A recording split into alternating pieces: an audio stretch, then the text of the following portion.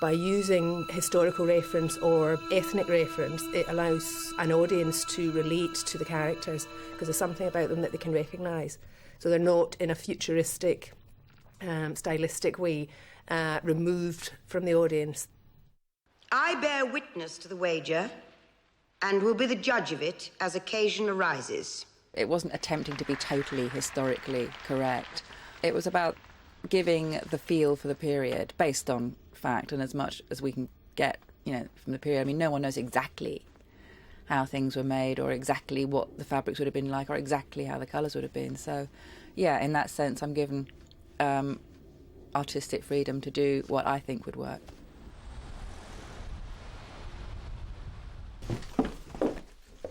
We supply costumes for movies all over the world. At the moment, Shakespeare in Love, Velvet Goldmine, Saving Private Ryan, Elizabeth. We're working on Sleepy Hollow, which is a Tim Burton movie that's shooting here at the moment.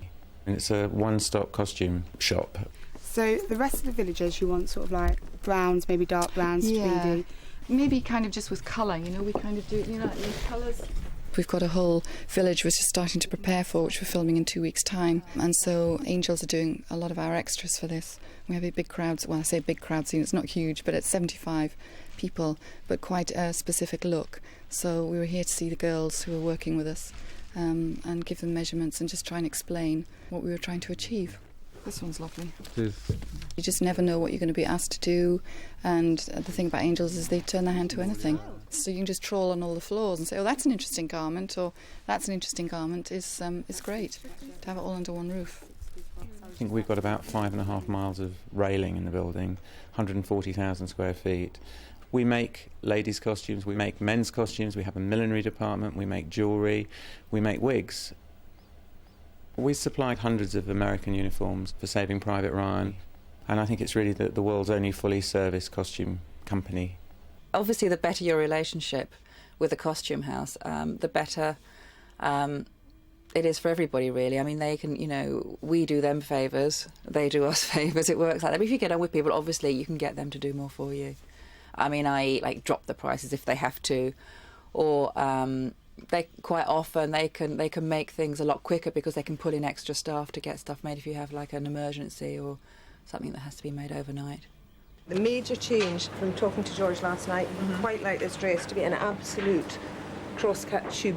We had to set up a workroom because everything was going to be made, and after I started work I started meeting people who could make hats, shoes, armour, costumes, cutters, and employed probably in the region of about 60 people. There's an extensive skill base really in Britain. There's some fantastic art schools that train particularly in costume making and printing, and that's apart from, say, the fashion school. So we have some great courses for pattern cutters and fantastic milliners, great dyers and printers. So there is a wide number of people who are very, very good and very talented and very innovative at producing really anything you want to do. I think the production values that we've got with the costumes are fantastic for the amount of money we actually spent. I think an audience will think we spent 4 or 5 times the amount that we did when they look at it. I think people will be amazed by the costumes. I think they'll be stunned. The images are so haunting and so beautiful, and I think it's something that they've never seen or witnessed before in any previous Star Wars film. Sometimes if you stick with one costumier, they have a particular stock, which sometimes it's just nice to mix all that up a bit. And they have fantastic stock here, brilliant, brilliant stock. I mean, but they deal in a slightly later period here, so anything from 1920s, 30s up to modern day. There's no women's stuff here, it's just men, but usually really good quality stuff. When Jill starts on a project, she'll come in and have an initial chat with me about it.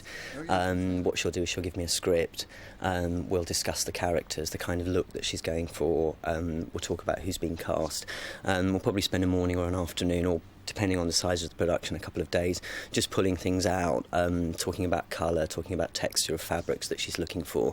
What we start with most fittings is to play, so we get a good silhouette and see what we think will work for this character. What we're trying to do is to get a slightly heightened quality for these characters. These are the characters that have the access to the magic well in the story, so everything that they have is slightly nicer and better than the rest of the villagers. Prince Wendell is coming! Oh, thank goodness. He'll know what to do.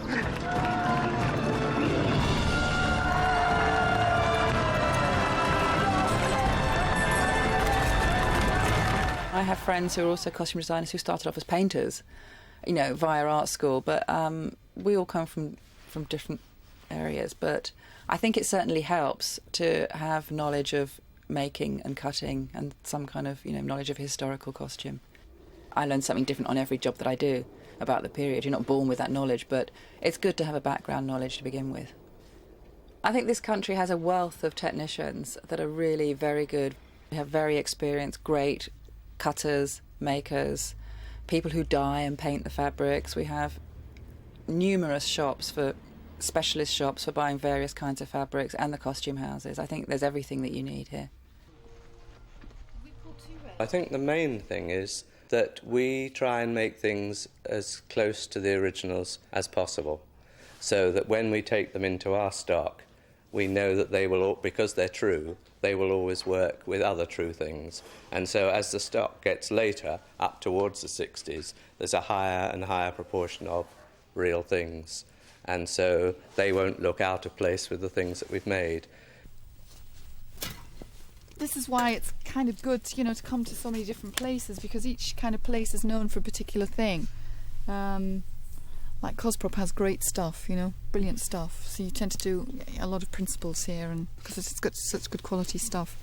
But again, it's a very definite look, you know. They range from last century to a couple of centuries ago to they only go up to about 1920s, 30s at the latest.